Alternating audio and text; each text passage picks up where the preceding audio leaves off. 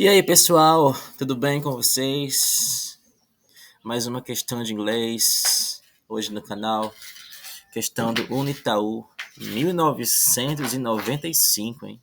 Então voltamos no tempo aí, um bocado. Questão de 1995. Então vamos ao enunciado. Antes de tudo, pausa o vídeo, responde a questão, depois retoma o vídeo e checa se você acertou ou não. Então, assinale a opção que contém a tradução mais adequada da expressão. Você é a pessoa mais interessante que já conheci. Então, aqui tínhamos um tempo que era muito comum ter questões em português de inglês. Okay? Então, aqui nesse caso, ele apenas pede que você traduza esta expressão. Né? Então, você é a pessoa mais interessante. Nas opções, ele só pede este pedaço aqui, né? Você é a pessoa mais interessante, né? Então, até interessante. Ou seja, você é a mais interessante. Então, vamos destacar aqui, ó. Esse a mais interessante. Então, pelas opções, aqui temos um conteúdo de comparativos do adjetivo e superlativo, né? E aí, quando é que usamos esse o mais ou a mais? Em que casos? Comparativos ou superlativos? Bem, se fosse a forma comparativa, né, do adjetivo interessante, né, interesting, a gente teria o more antes, né? Porque interesting é um adjetivo longo, portanto, usamos o more antes.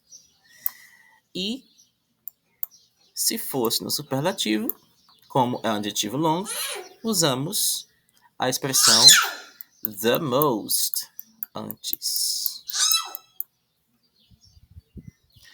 The most. Então é só identificarmos se vamos ter um caso de comparativo, que seríamos more interesting, ou se é um caso superlativo, que aí teremos the most interesting.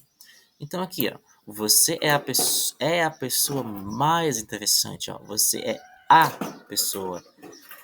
Então, se você é a pessoa, aqui está destacando uma pessoa em meio às demais, certo? Ou seja, por isso que vamos ter que ter esse artigo aqui, ó, the. Então, se é a pessoa mais interessante, isso aqui no inglês é equivalente à expressão the most. É a pessoa mais interessante. Então, em inglês, seria equivalente a the most interesting. Ou seja, é um típico caso de superlativo, ok? Superlativo.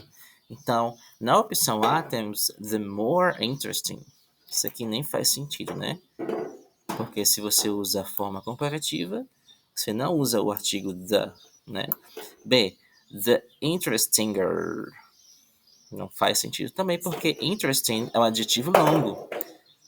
E não usamos esse sufixo er com adjetivos longos. Então não pode ser a B.